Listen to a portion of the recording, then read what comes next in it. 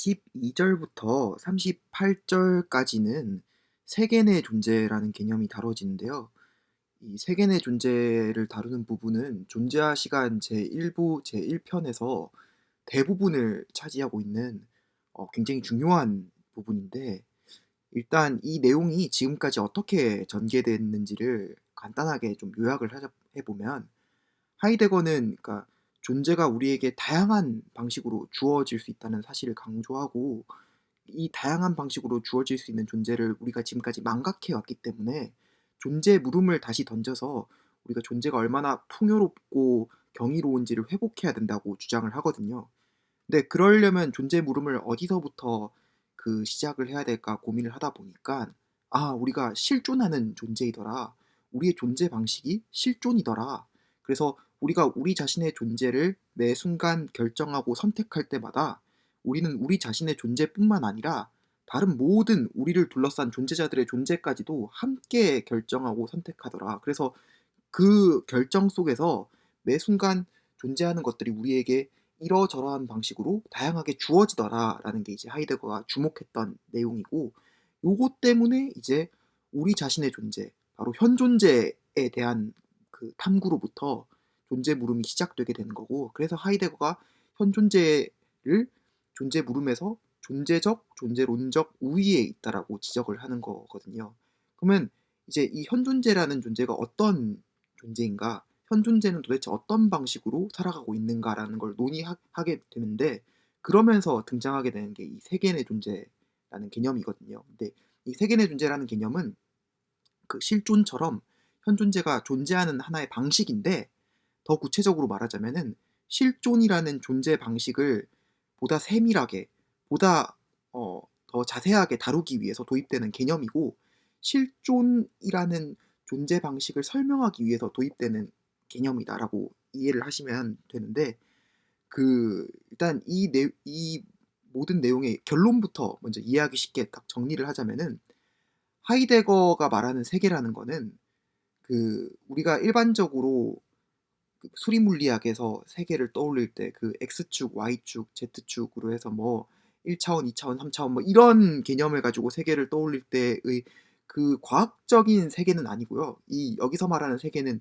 유의미성의 총체로서의 세계인데, 유의미성의 총체로서의 세계라는 건 어떤 거냐면은 그 존재하는 것들이 다 관계 맺고 있는 그 관계들의 그물망이라고 생각하시면 되거든요. 그러니까 우리는 우리 자신의 존재를 매 순간 선택하는 실존하는 존재이다. 이 실존 속에서 우리는 존재하는 다른 모든 대상들의 존재까지도 다 결정하게 된다. 근데 이 존재자들끼리는 서로서로 어떤 관계를 맺고 있는데, 그렇기 때문에 우리는 우리 자신의 존재를 결정할 때, 우리 자신의 실존을 매 순간순간 선택하면서 살아갈 때 우리 자신뿐만 아니라 존재의 그물망 전체를 결정하게 되는 것이고, 존재의 그물망 전체를 재구성하게 되는 것이고, 그 존재의 그물망 속에서 개별 존재하는 것들이 우리에게 매 순간순간 새롭게 주어진다라는 게 이제 하이데거가 세계의 존재라는 말로 이제 하려고 하는 거거든요. 그러니까 세계는 존재하는 것들의 그물망이고, 이 존재하는 것들의 그물망을 우리가 매 순간 새롭게 직조하고 있다라는 게 하이데거가 주장하는 내용인데, 사실 이게 존재와 시간의 결론이기도 해요. 나중에 가면 알겠지만 그 결론이기도 한데, 그러니까 결론에서 하이데거가 얘기하고 싶은 거는 이게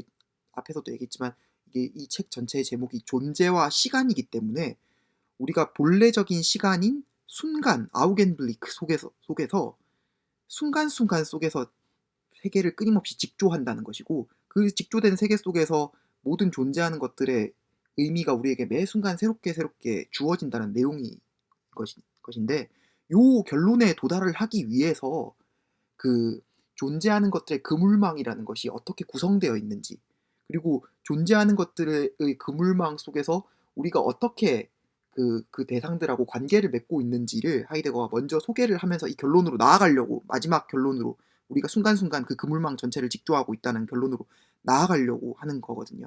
그래서 이 논의가 그런 위치, 그러니까 현 존재의 존재적, 존재론적 우위로부터 출발해가지고 우리가 매 순간, 현 존재가 매 순간 실존하면서 그 세계를 구성한다는 결론으로 나아가는 그 도상에서 존재자들의 그물망이 어떤 식으로 우리에게 구성되는 것이고 이게 어떤 식으로 그 연결되어 있는 것이고 이 속에서 존재하는 것들은 어떻게 우리에게 주어지게 되는 것인지에 대한 구체적인 논의가 진행된다라고 보시면 이 좀 맥락을 따라가시기가 좋을 것 같아요. 그리고 이 세계의 존재에 대한 내용은 그 각각 이제 하이데거가 이 세계의 존재라는 개념을 좀 더 세분화해서 소개하기 위해서 세계의 존재를 세 가지 부분으로 나눠서 설명을 하거든요. 이제 14절부터 24절까지가 세계라는 게 어떤 개념인가, 그리고 25절부터 27절까지가 세계를 살아가고 있는 주체들은 도대체 누구인가, 그리고 28절부터 38절까지가 이제 세계 안에 있다라는 게 어떤 의미인가라는 걸로 이제 논의가 세 부분으로 진행이 되는데, 먼저 이제 세계라는 게 어떤 건지 14절부터 24절까지의 내용부터 얘기를 하자면은, 한마디로 말해서 세계는 하이데거의 정의 방식에 따르면은 유의미성의 총체라고 하거든요. 유의미성의 총체. 그러니까 저는 이거를 아까도 얘기했지만 존재자들의 그물망이라고 하는 걸 표현하는 걸 더 좋아하는데, 요거를 좀 더 구체적으로 이해하시고 싶으신 분들은 제가 전에도 얘기 한 번 했지만 저는 일본 애니메이션을 굉장히 좋아하는 편이거든요. 근데 일본 애니메이션을 이제 자주 보시는 분들은 알겠지만 일본 애니에서 이제 세카이라는 개념이 자주 등장하잖아요. 근데 그 세카이가 라는 개념이, 그러니까 이게 일본어로 이제 세계라는 말인데, 요 일본 애니메이션에서 등장하는 그 세카이 개념이 사실 하이데거가 말하는 세계 개념을 이해하는 데서 굉장히 도움이 많이 되는 측면이 있다고 저는 생각하거든요.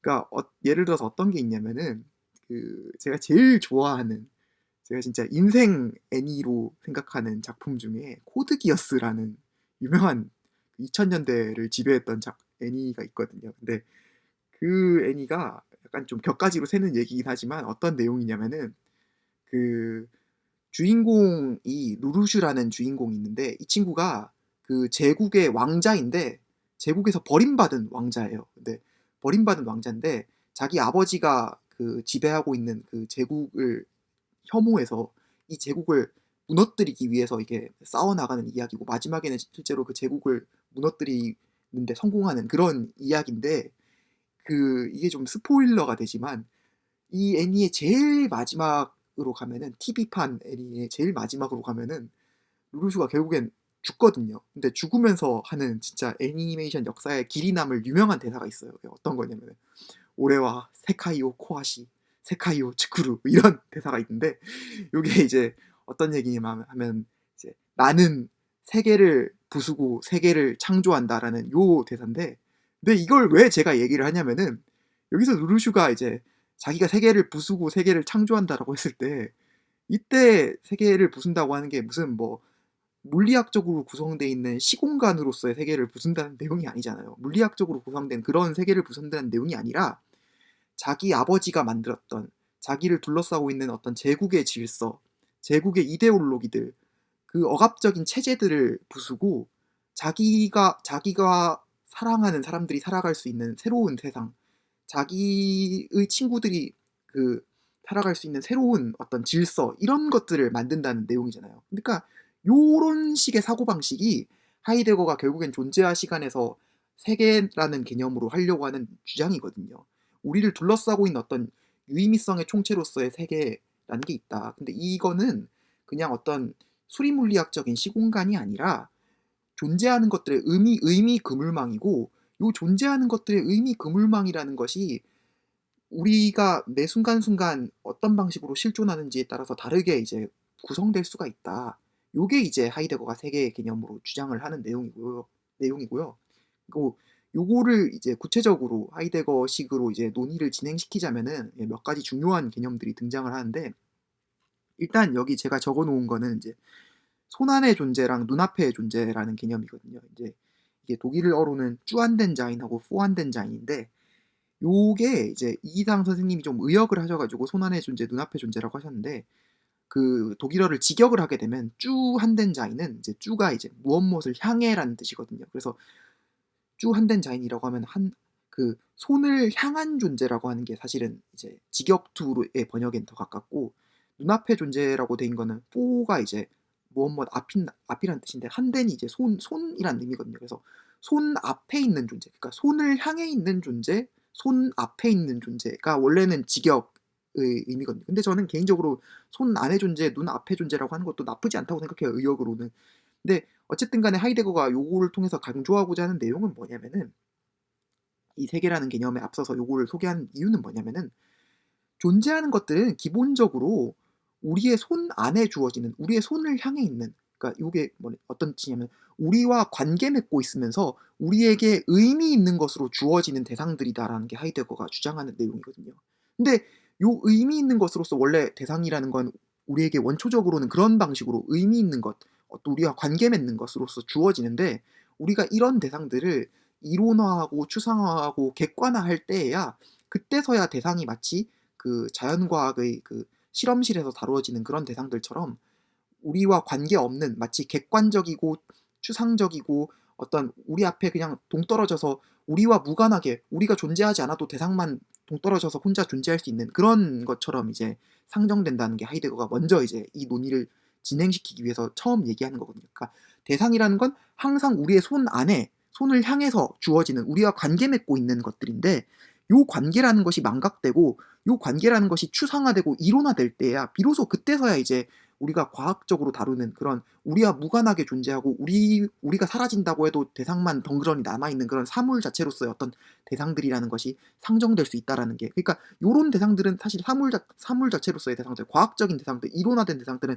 2차적인 대상들이고, 원래 진짜로 1차적으로 우리의 그 생생한 경험 속에서 주어지는 대상들은 손 안의 존재다라는 게 하이데거가 처음 강조하는 내용이거든요. 그리고 요렇게 대상이라는 건 우리의 손 안에 주어지는 방식으로 1차적으로 주어지기 때문에, 존재하는 대상이라는 것은 도구라는 말로 그 원초적으로 표현될 수 있다. 모든 존재자들은 우리에게 기본적으로 도구로서 주어진다라는 게 하이데거가 얘기하는 내용이고, 요 도구라는 게, 그리고 하이데거가 잘 살펴보니까 도구라는 거는 따로따로 혼자 독립적으로 존재하는 게 아니라, 뭐 이 도구 따로 저 도구 따로 이렇게 있는 게 아니라, 항상 다른 도구들과, 그러니까 나와도 관계 맺고 있는 것처럼 다른 도구들과도 어떤 관계를 맺고 있다. 이걸 하이데거가 지시연관이라고 하거든요. 그래서 여기서 유명한 하이데거 예시가 등장하죠. 망치라는 것은 못을 지시하고, 못은 판자를 지시하고 해서 서로서로 이 도구가 사용되기 위한 다른 것과의 관계, 다른 것과의 관계가 연결되어서 도구들이 어떤 그물망을 이루고 있더라라는 게 하이데거가 강조하는 내용이거든요. 그리고 이 그물망을 이제 설명하기 위해서 나오는 게 이제 사용사태라는 용어인데, 이거를 이제 그 다른 번역에서는 적소성이라고도 번역을 해요. 적소성이라고도 번역을 하는데, 이게 어떤 의미냐면, 도구라는 건 어떤 지시 관계를 맺고 있는데, 이 지시 관계가 어떤 특징을 지니고 있냐면 무엇을 가지고 어디에라는 특징을 지니고 있다라고 하이데거 얘기하니까, 그러니까 망치라는 것을 가지고 판자를 받기 위해란 이런 식으로 쓰이게 되니까, 결국에는 이제 모든 도구라는 것은 무엇을 가지고 어디에라는 그 연관 속에서 서로서로를 지시하게 되고, 이 지시가 이제 각각의 도구가 어디에 적합한지를 이제 보여주고 있다라는 게 이제 사용 사태라는 거거든요. 그러니까 각각의 도구는 거기에 맞는 적소성이 있다. 각각의 도구는 거기에 맞는 사용 사태가 있다. 그래서 이 사용 사태를 통해서 도구들이 이어져 있고, 그래서 요 이어져 있는 그물 전체를 하이데거는 이제 지시연관의 총체라고도 부르고, 지시의 관점에서 보면 지시연관의 총체라고도 부를 수 있는 거고, 사용의 관점에서 보면 사용 사태 전체성이라고도 부를 수 있는 거거든요. 그리고 요 사용 사태라는 건 결국엔 어떻게 구성되어 있는 거냐면은, 요 도구들을 사용하면서 도구들 사이의 지시 연관을 따라서 이걸 운용하고 있는 존재자는 누구냐니까, 결국엔 현 존재로서 우리 자신이라는 거죠. 그렇기 때문에 이 지시 연관의 전체, 사용 사태 전체성이라는 거는 유의미성의 총체이기도 하다라는 게 하이데거의 주장이거든요. 이 모든 지시 연관들은 다 현 존재에게 뭔가 의미 있는 것들로서, 현 존재가 의미 부여하고 현 존재에게 의미 있는 것들로서 주어지는 대상들로 구성되어 있다. 그렇기 때문에 이 모든 지시연관은 결국에는 현 존재를 가리켜 보이고 있고, 현 존재에게 귀속되고 있고, 현 존재에게 유의미한 것들의 그 관계로 이루어져 있다. 그래서 이 모든 관계가 어떤 하나의 세계를 구성하고 있다라는 게 이제 14절부터 24절까지 세계의 개념에 대한 소개에서 나오는 거거든요. 그럼 이제 그 뒤에 25절부터 27절까지는 무슨 내용이 나오냐? 이 세계가 근데, 물론 이제 하이데거의 결론은 그거예요. 결론은 현 존재로서의 우리 자신이 구성하고 있는 건 맞긴 맞는데, 근데 이게 우리의 일상 속에서 주어질 때, 먼저 우리에게 일상 속에서 경험될 때, 이걸 정말 우리 자신이 처음부터 끝까지 다 구성하고 만들어 나갔느냐? 고건 아니라는 거죠. 고건 아니고 그럼 이게 어떻게 우리에게 이런 의미 연관이 주어져 있느냐라고 하면은 우리는 배워서 알았다는 거죠. 남한테서 배워서 '아 세계라는 것은 이런 곳이구나. 아 망치라는 것은 이렇게 이렇게 사용해야 되는 거구나. 아 나는 학교에 이렇게 가야지. 아 나는 학교에서 공부를 하면서 이런 이런 사람이 돼서 이렇게 이렇게 졸업을 하고 졸업한 다음에 취직을 하고 이렇게 해야지.'라는 요 이 그 경로들, 요 지시 관계들, 요 어떤 그 세계를 구성하고 있는 의미망들은 내가 처음부터 다 구성해서 만든 게 아니라 남들이 나에게 가르쳐 주고 내가 남들한테 배우고 해서 알게 된 것이라는 게 하이데거가 지금 지적하고 있는 내용이거든요. 그러면 요거를 가르쳐 준 사람들, 그래서 요걸 가르쳐 줘서 내가 지금 살아가고 있는 이 세계라는 것을 구성해 준 사람들은 누구냐라고 하니까 하이데거가 대상들을 이제 그 타자들이죠. 뭐 말하자면 이제 어른들이 가르쳐 줬을 수도 있다. 뭐 다음에 뭐 부모가 가르쳐 줬고 뭐 그다음에 내 주변 사람들, 내 친구들이 "이렇게 이렇게 하는 거야."라고 이렇게 가르쳐 준 그것들이 이제 그 타자들을 다 통칭해서 하이데거가 말하는 게 익명적인 타자들을 다 통칭해서 하이데거가 부르는 용어가 이제 다스만이라고 해서 그들이라는 거거든요. 그러니까 영어로는 그냥 they라고도 번역해요. 그러니까 그 사람들이 그렇게 나한테 가르쳐 줬어. 그러니까 이때 말하는 그 사람들은 특정한 누구가 아니라 그냥 그 타자들 그러니까 어른들 뭐 있잖아. 그 내 친구들 그 있잖아. 뭐 부모님 세대들 뭐 이전 세대들 우리 조상님들이 이렇게 다 살아왔잖아. 요런 얘기를 할 때의 타자들이거든요. 그러니까 익명적인 타자들인 거죠. 그러니까 그 그들이라고 말할 수 있는 그 뭔가 이제 딱 구체화시킬 수 없고 지목할 수는 없지만 나에게 뭐 이 어떤 세계라는 것은 이러한 곳이고 너는 이렇게 이렇게 살아야 돼라는 걸 가르쳐 준 사람들이 있고 그 사람들이 우리의 평균적 일상성 속에서는 사실은 우리의 세계를 구성한 주체다라는 게 하이데거가 지적하는 내용이거든요. 그리고 그러니까 한마디로 말해서 이건 어떤 그 이데올로기에 대한 내용이라고도 이해를 할 수 있어요. 그러니까 우리가 가지고 있는 세계에 대한 이데올로기, 우리가 가지고 있는 어떤 그 락강적인 의미에서는 세계에 대한 환상이죠. 이런 것들을 만들어낸 사람들이 누구냐? 그들이다. 그들. 그 말하자면 대타자라고도 불릴 수 있는 그런 존재들이 우리에게 이걸 심어줬다라는 게 하이데거의 얘긴데, 근데 여기서 이제 강조되는 그 25절에서 27절까지 해서 강조되는 개념 중에 하나가 공동 현존재라는 개념이거든요. 근데 공동 현존재라는 개념은 왜 나오는 거냐면은 그 하이데거가 이제 타자에 대한 분석을 시행하면서 이게 어떤 거를 강조를 하냐면은 나와 타자라는 거는 나와 타자라는 존재는 분리되어 있지 않다. 이걸 강조를 하는 거거든요. 그러니까 타자라는 게 뭐 나는 나대로 존재하고 있고 타자는 타자대로 존재하고 있다가 서로 나중에 가서 만나는 이런 존재자들이 아니라 항상 서로 상호적으로 영향을 주고받고 있으면서 서로서로를 형성하고 있다. 나는 타자에 의해서 형성되고 타자는 나에 의해서 형성된다. 이게 사실 하이데거가 강조하고 싶어서 밑다자인 공동 현존재라는 개념을 이제 제시를 하는 거거든요. 이게 무슨 말이냐면은 나를 구성하고 있는 세계라는 것은 내가 타자들한테 배워서 알게 된 세계잖아요. 그리고 나는 이 세계 속에서 내가 어떤 위치를 점해야 되고 내가 누구이고 나는 어떻게 살아야 되고 하는 것을 그 습득한단 말이에요. 그러니까 나라는 존재가 타자와 무관하게 원래부터 어딘가에 이제 뭐 둥둥 떠다니는 어떤 데카르트적인 자아로서 있는 게 아니라 타자가 나한테 나를 그렇게 가르쳐 줬기 때문에 내가 이렇게 이러한 모습으로 이러한 존재로 이러한 사람으로 존재하고 있다라는 게 하이데거가 강조하고 있는 내용이거든요. 이걸 뭐 이제 더 뒤에 나오는 현대 철학에서는 알티세르 같은 사람들이 호명 이론이라는 걸로 또 얘기를 하죠. 그 타자가 나를 호명했기 때문에 그 호명 속에서 내가 응답하는 주체로서 존재하게 된다. 이런 얘기도 있는데, 근데 그걸 떠나서라도 여기 하이데거가 강조하고 있는 얘기는 지금 이 핵심은 그거죠. 타자를 통해서 영향을 받아서 나라는 존재가 형성된 거다. 나라는 존재가 그 타자 이전에 미리 어딘가에 그 데카르트식의 그 코기토로서의 자아처럼 아무것도 없는데 나만 홀로 덩그러니 있고 타자도 홀로 덩그러니 있고 그래서 나중에 만나는 이런 게 아니라 나는 타자에 의해서 영향을 받아서 내가 된 거고, 그렇기 때문에 나의 존재 속에는 언제나 타자의 어떤 요소들이 들어가 있는 거고 나와 타자는 절대로 분리가 안 된다. 이 얘기를 하는 거거든요. 그리고 요 얘기를 미리 깔아놓는 이유가 뭐냐? 이게 사실 그 뒤에 나오는 일부 2편에서 나오는 그 결단성에 대한 얘기를 하기 위한 빌드업이기도 한데, 뭐냐면은 이제 일부 그 1편에서는 이 세계를 만든 주체로서의 타자들이 나를 이렇게 형성했지만 이게 다시 역전이 될 수도 있는 거거든요. 그러니까 타자가 나를 그렇게 형성한 것처럼 내가 나의 실존을 결정하고 내가 나의 실존을 선택하게 될 때, 그때 나는 나의 실존을 둘러싸고 있는 이 세계라는 그물망을 이제 타자가 나에게 가르쳐준 그 세계가 아니라 내가 스스로 만들어 나가는 세계로서 새롭게 결정할 수가 있는 거고, 그렇게 될 때 나는 주변의 타자들, 나에게 이때까지 타자들은 나에게 어떤 의미라는 걸 가르쳐 줬겠지만, 내가 진짜 실존을 새롭게 선택하게 되고 내가 진짜 본래적인 삶 속에서 모든 것들을 새롭게 결단하게 될 때는 이제는 타자가 나를 결정하는 게 아니라 내가 타자들을 결정하는 그런 그 역전으로도 나아갈 수 있다는 걸 얘기하기 위해서 이제 25절에서 27절 사이에 공동 현존제라는 개념이 강조가 된다. 요걸 이제 알아두시면 좋을 것 같아요. 그리고 이제 그 다음에 나오는 거는 28절에서 38절까지는 안에 있음이라는 내용인데, 요 안에 있음이라는 내용은 뭐냐? 세계 안에 있다라고 할 때 이건 어떤 그 얘기냐면은, 그러니까 하이데거가 주장하는 건 그거죠.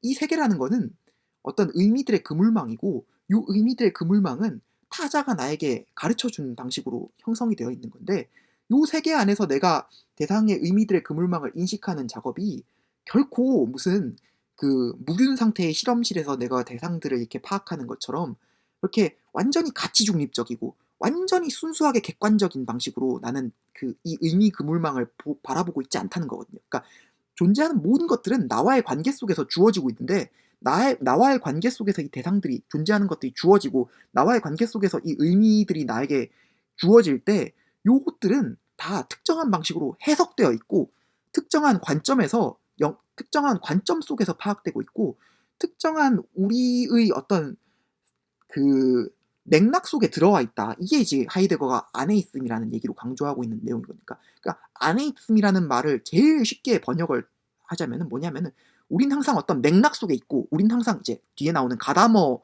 그 하이데거의 제자인 가다머의 용어로 표현하자면 우리는 항상 어떤 지평 속에 있다. 요게 이제 하이데거가 하고 있는 얘기예요. 그러니까 뭐냐면은 이제 그 하이데거가 이제 안에 있음이라는 걸 이제 더 세분화돼서 설명하기 위해서 그 처에 있음 베핀들리 가이트랑 그 이에 페어스텐이랑 말 레데라는 이 그 세 가지를 가지고 설명을 하는데, 요게 이제 각각 어떤 거냐면은 처에 있음이라는 거는 일단 먼저 나오는 처에 있음이라는 거는 더 그 우리의 일상적인 용어로 바꾸자면 기분이거든요. 기분. 그러니까 우리는 대상을 파악할 때 절대로 어떤 가치 중립적인 방식으로 파악하지 않고 항상 특정한 기분 속에서 파악한다는 거거든요. 그러니까 구체적인 예를 들면은 나에게 어떤 그 철수라는 친구가 있는데 그 철수라는 친구는 나에게 그냥 뭐 가치 중립적인 어떤 무균 상태의 실험실에 놓인 무슨 뭐 흰 생쥐처럼 그렇게 파악되는 게 아니라 항상 이제 '아 철수는 좋은 애야.' 아니면 '철수는 나쁜 애야.' '아 철수는 이상한 애야.' 뭐 이런 식으로 어떤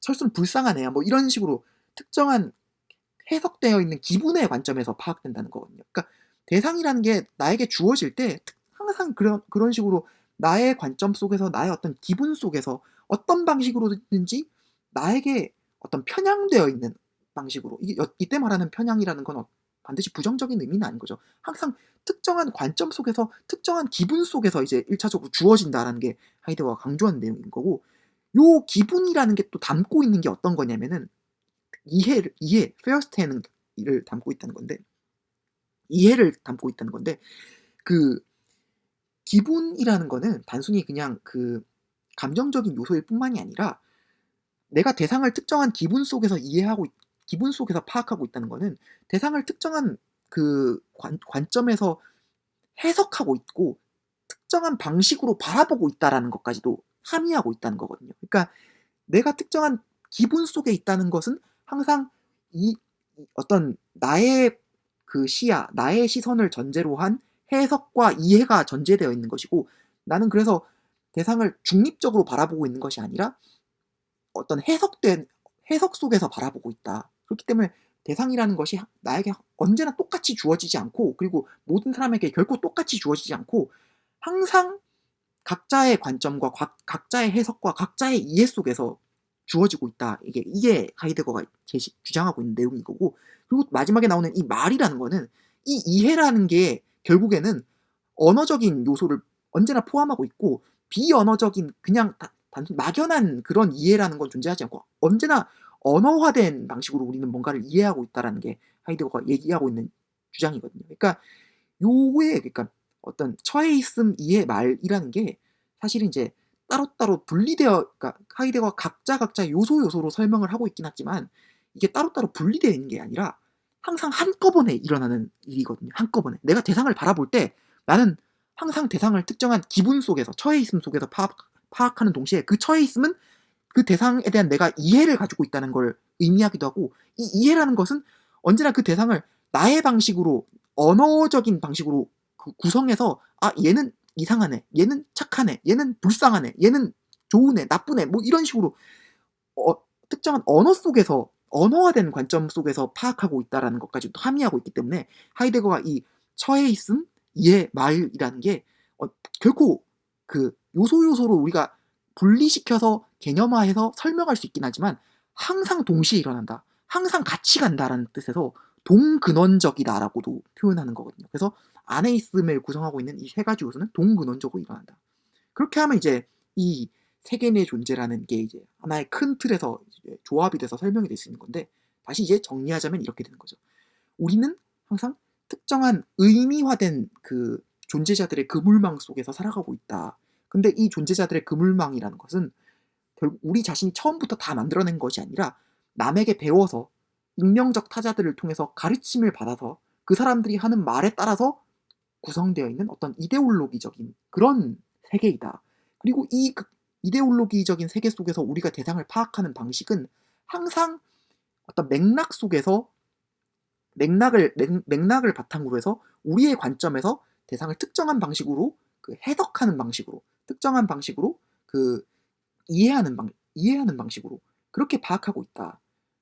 요게 이제 하이데거가 존재와 시간 일부 1편 대부분의 내용을 할애해서 설명하고자 하는 그 세계 내 존재라는 개념의 어떤 큰 틀이라고 이해하시면 좋을 것 같습니다.